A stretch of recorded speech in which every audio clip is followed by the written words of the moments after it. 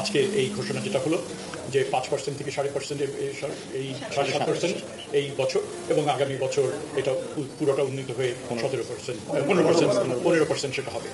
So আমরা খুশি যেটা হয়েছে এবং আলাপ আলোচনা হয়েছে এবং সবকিছুর প্রেক্ষিতে গুরুত্বপূর্ণ একটা অর্জন এই সেক্টরে আমরা মনে করি এবং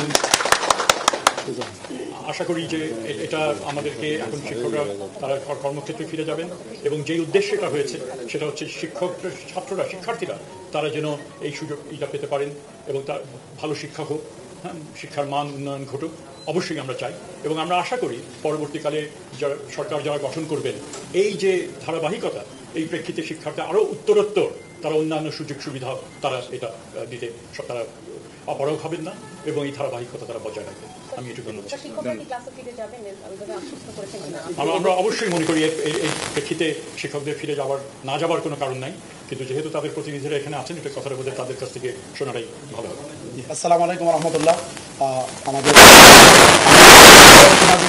সদস্য সচিব এমপিভুক্ত শিক্ষা জাতীয় জোর সভাপতি বাংলাদেশ মাদ্রাসা শিক্ষক কর্মচারী ফোরাম অধ্যক্ষ কাতলাসীন কাদিয়া কামিল মাদ্রাসা, আমাদের আজকের এই আলোচনা সভায় উপস্থিত আমাদের অভিভাবক, আমাদের শিক্ষা উপদেষ্টা স্যার, সচিব স্যার এখানে আছেন, পদস্থ কর্মকর্তারা মন্ত্রণালয়ের, গোয়েন্দা সংস্থার বিভিন্ন সদস্যরা আছেন পদস্থ এবং আইন শৃঙ্খলার বিভিন্ন বাহিনীরা আছেন সদস্যরা, মিডিয়ার ভাইয়েরা এবং আমাদের সহযোদ্ধারা, আসসালামু আলাইকুম রহমতুল্লাহ। আমরা অত্যন্ত আনন্দিত যে আজকে বাংলাদেশের ইতিহাসে বিশেষ করে এমপিভুক্ত শিক্ষকদের ইতিহাসে এটা একটা মাইলফলক হয়ে থাকবে বলে আমরা বিশ্বাস করি। কারণ স্বাধীনতার পর থেকে আমাদের শিক্ষকদেরকে যে বাড়ি ভাড়া দেওয়া হতো মাত্র 1000 টাকা, একেবারেই অপ্রতুল। এটা বিশ্বের কোথাও, বাংলাদেশ কেন কোথাও মানে 1000 টাকা দিয়ে বাড়ি ভাড়া, এটা কল্পনা করা যায় না। তো সেই জায়গা থেকে আজকে যে উত্তরণ আপনারা ইতিমধ্যে শুনেছেন যে আমাদের এখন 7.5% এখন থেকে আপনার কার্যকর হবে, আর বাকিটা আগামী যে আগামী থেকে হবে, এটা অলরেডি আপনার প্রজ্ঞাপন উল্লেখ করা আছে। তো আমাদের তো দাবি ছিল 3টে, আপনারা সবাই জানেন, 20% বাড়ি ভাড়া, আর মেডিকেল আপনার 1500 টাকা, আর আমাদের যে কর্মচারীদের জন্য 75% উৎসব ভাতা। কিন্তু সরকারের সামর্থ্য এটাও আমাদের বিবেকবান শিক্ষক হিসাবে আমরা এটা বিবেচনায় নিয়েছি। আমাদের সাথে সরকারের পক্ষ থেকে যারা আলোচনা করেছেন, ওনারা অনুরোধ করেছেন, ওনারাও কিছুটা এগিয়ে এসেছেন, আমরাও এগিয়ে এসেছি, সব মিলে আমরা একটা সুন্দর সমাধান হয়েছে। আমরা 6 লক্ষাধিক শিক্ষক পরিবারের পক্ষ থেকে আমাদের অভিভাবক মাননীয় শিক্ষা উপদেষ্টা স্যার এবং সচিব স্যার যারা আছেন এবং মাননীয় প্রধান উপদেষ্টা স্যার, অর্থ উপদেষ্টা স্যার সহ যারা আছেন, আমরা তাদেরকে আমাদের পক্ষ থেকে আমরা ধন্যবাদ জানাচ্ছি।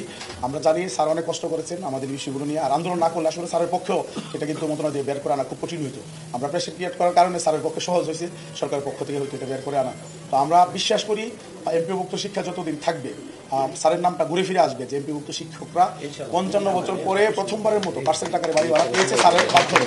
আমরা বিশ্বাস করি স্যার এবং স্যারের টিম যারা আছেন ওনাদের কথাগুলো হয়তো ঘুরে ফিরে আসবে। আমরা হয়তো একসময় স্মৃতিচারণ করবো যে আমরা এবার মিটিং করেছিলাম, কারা কারা ছিল, হয়তো আমরা এগুলো স্মৃতিচারণ এক সময় করবো। তো আমি স্যারকে আমরা অনেক কষ্ট করছি, এটাও স্যারও বলছেন, আমাদের অসহনীয় কষ্ট করছি, কারণ শহীদ মিনারের মতো জায়গায় একেবারে খোলা, আপনার ওখানে দাঁড়ায় থাকা যে কি কষ্টের, এটা সাংবাদিক ভাইরা আপনারা নিজেরাও ছিলেন।